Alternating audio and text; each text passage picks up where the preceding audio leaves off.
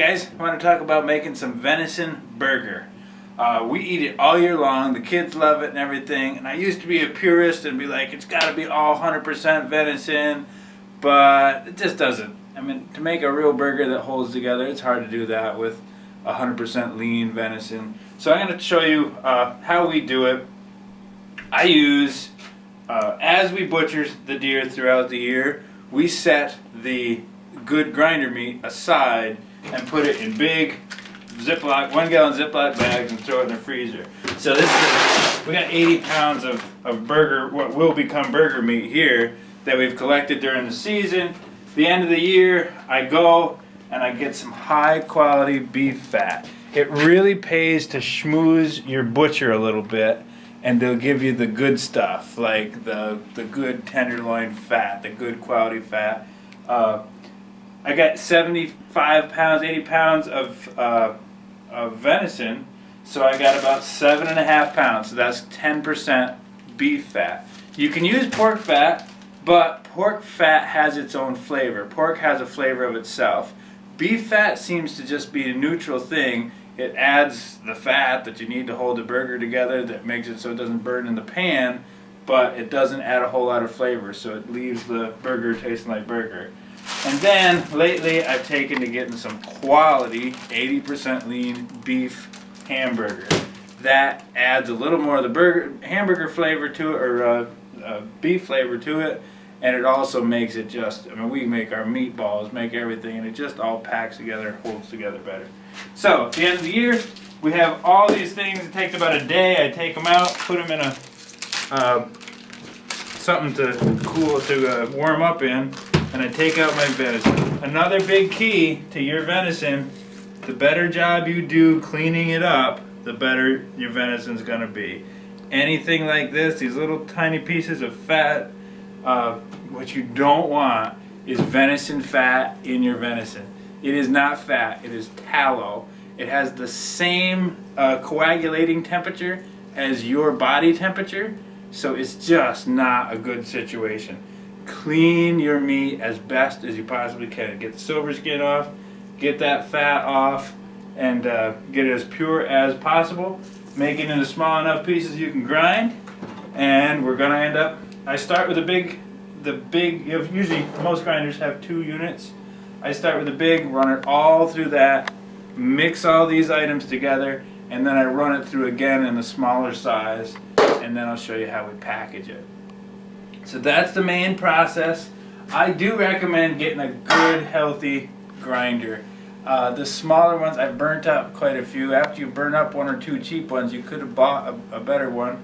Or if you do it at the end of the year like this, you know, you get a couple buddies, pool your money together, or get your rich buddy to buy one, and at the end of the year, you just kind of all process your burger together. So we break up these burger pieces, throw it in the grinder. It's a good tip. Throw a little bit of vegetable oil in the workings. That actually keeps things lubricated well, keeps you from getting any pieces of metal shards after they get worn out. And another good tip, at the end of the process to clean this, that's another reason I don't do this every time I shoot a deer, grind and make the burger, because it takes so long to clean the unit. When you get to clean the unit, throw a potato in there. It's amazing how much the potato cleans out on the way through. So we're gonna grind this stuff, and we'll meet back when we're mixing the whole stuff together.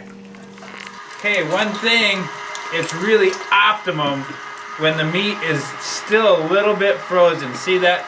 It's defrosted about 20 hours, but it's not yet, like, it's still a little bit chunky. In fact, we gotta break it up with a big knife usually.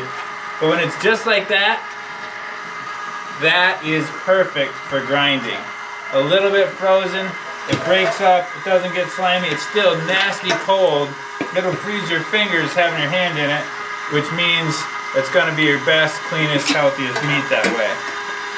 And then, grind away like a wild man. Don't forget to put the cutting blades in the grinder.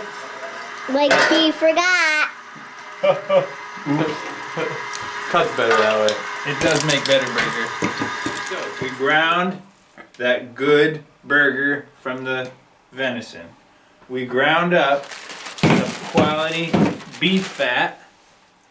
That's this. That's about 10% ratio, 10% beef fat, 10% burger, and then we got another roughly 10% beef burger already ground. And I did sanitize this table. My buddy's like, because I was trying to like come up with an old kitchen countertop or whatever. He said, why don't you just go to BJ's and get one of these white plastic fold-up tables? And I said, well, that's a genius idea. So I cleaned this thing up. These do clean up well. They're good non-porous plastic. And that's just all we could find. I also washed my hands. The best way you can find. And then it's just a matter of mixing all this goodness together. Kind of spreading it, the beef fat and the ground beef around, and then working it up. Don't want to work it up so much that you get it warm. You still want it to stay nice and cold. We're going to mix this stuff all together, and then what's going to really mix it is we're going to run it through the hopper again and grind it out. And that's going to make our final awesome venison beef burger goodness.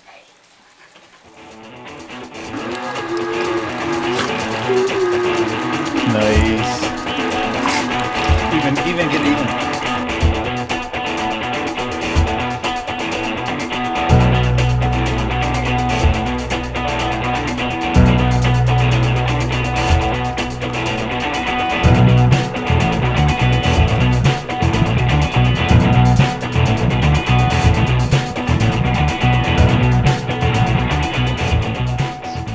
Okay, the last key is packaging. Really does matter. When you're doing 70, 80 pounds of meat, we're not going to eat all this in 1 week. This is going to have to last us the year, feeding everybody. I get these bags. I'll put a thing in the list below. These are the knockoff Food Saver bags. They're 3.5 mil. I'll put that down there. These are cheap and they work well. So, and they're cheaper. It's cheaper to get the pre-made bags than it is to get the rolls and put your time into it. So this is a 1 pound bag. It's really best to make a container that holds pretty much exactly 1 pound. That's the wrong meat. This is our double ground, with the second ground being the fine. Double ground venison, beef, and beef fat. And here it is, going in. There's some goofballs in the background. When you vacuum pack, you want to have it in such a shape, I'm going to just confirm that is 1 pound on the scale. Watch out, little guys, we're doing a video. Alright, so that's 1 pound. Now, I don't want to, if I leave an air pocket, if I had the meat like this, the vacuum's going to pull up and it's going to leave an air pocket in there. That air pocket equals freezer burn. So I want to almost form it into a kind of a little football shape in the middle of the bag so that I can get good air pulling on both sides.